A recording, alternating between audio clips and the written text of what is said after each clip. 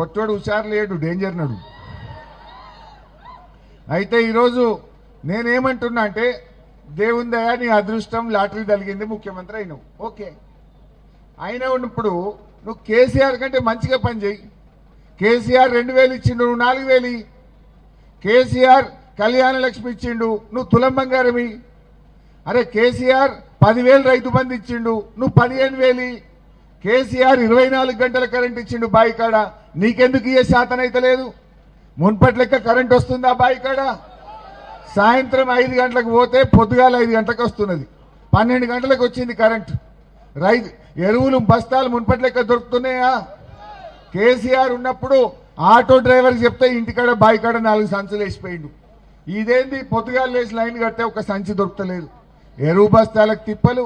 రైతు బంధు పడ్డదా? ఇప్పుడు పడ్డదా? యాసంగి పంట ఇగో ఫిబ్రవరి నెల వచ్చినా రైతు బంధు వల్లే. ఇప్పటికీ 5 రైతు బంధులు 2 ఇచ్చిండు, 2 ఎగబెట్టిండు. మరి యాసంగి ఏం చేస్తాడో తెలియదు. ఇంకా వచ్చిందా రైతు బంధు? రైతు బంధు రాదు, ఎరువు బస్తాలు దొరకాయి, కరెంటు చక్కగా రాదు. ఇంతకు మించి రేవంత్ రెడ్డి చేసిందేమని ఉన్నదా చెల్లె? అంటే కొత్త ఏమి ఇయ్యలే, ఉన్నవి బంద్ పెట్టిండు. బతుకమ్మ చీరలు బంద్ అయినాయా లేవా? రంజాన్ తోఫా బంద్ అయిందా లేదా? దవాఖాన పోతే కేసీఆర్ కిట్ బంద్ అయిందా లేదా? మా బెస్తోళ్లకు ముదిరాజులకు శాప పిల్లల పథకం బంద్ అయిందా లేదా? మా గొల్ల కురుమోళ్లకు గొర్రె పిల్లలు ఇచ్చే పథకం బంద్ అయిందా లేదా? దళితులకు దళిత బంధు బంద్ అయిందా లేదా? పిల్లల ఫీజు రియంబర్స్మెంట్, చదువుకునే పిల్లలకు స్కాలర్షిప్లు ఫీజుల పైసలు కూడా బంద్ అయినాయి.